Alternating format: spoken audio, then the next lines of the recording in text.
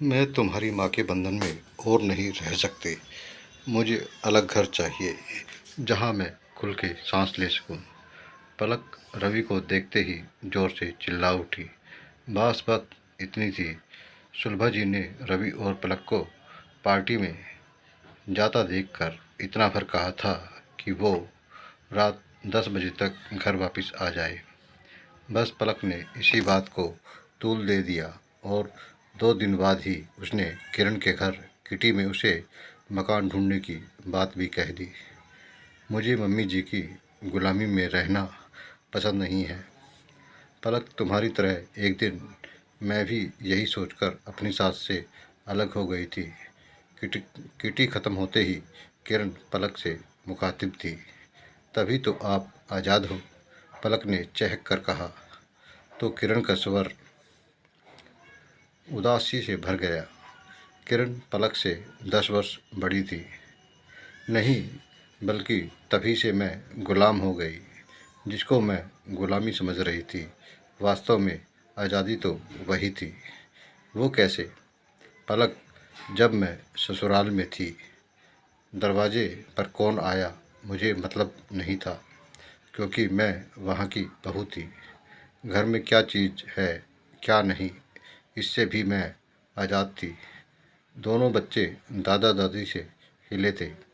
मुझे कहीं आने जाने पर पाबंदी नहीं थी, पर कुछ नियमों के साथ जो सही भी थे।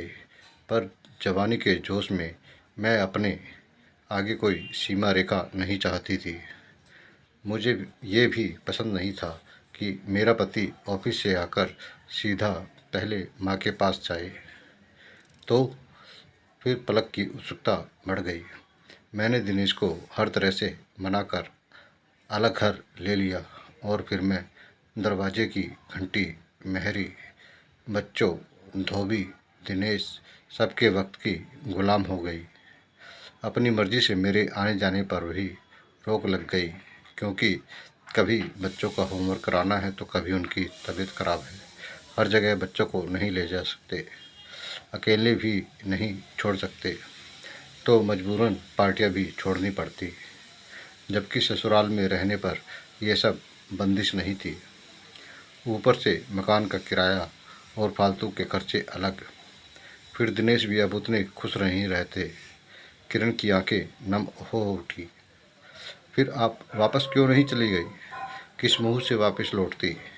इन्होंने एक बार मम्मी से कहा भी था, पर पापा ने यह कहकर साफ मना कर दिया कि एक बार हम लोगों ने बड़ी मुश्किल से अपने आप को संभाला है, अब दूसरा झटका खाने की हिम्मत नहीं है। बेहतर है अब तुम वही रहो। ओह पलक, घर से बाहर कदम रखना बहुत आसान है, पर जब तक आप माँ बाप के आसरे में रहते हैं, आपको बाहर के थपेड़ों का तनिक भी एहसास नहीं होता। माँ बाप के साथ बंदिश से ज़्यादा आज़ादी होती है, पर हमें वो पसंद नहीं होती। एक बार बाहर निकलने के बाद आपको पता चलता है कि आज़ादी के नाम पर खुद अपने पाँव में जंजीरें डाल ली। बड़ी होने के नाते तुमसे यही कहूँगी, सोच समझकर ही ये कदम उठाना। मन ही मन ये गणित दोहराते हुए पलक एक क्षण में निर्णय ले चुकी थी। उसे किरण जैसी गुलामी नहीं चाहिए। घर की ओर चलते बढ़ते कदमों के साथ साथ ही वो मन ही मन बुदबुदा रही थी कि घर पहुंचते ही सासू माँ के पैर छूकर माफ़ी मांग लूँगी और सदा उनके साथ ही रहूँगी। माँ बाप को साथ नहीं रखा जाता, माँ बाप के साथ रहना होता है। और हमारी कहानी यहीं समाप्त होती है।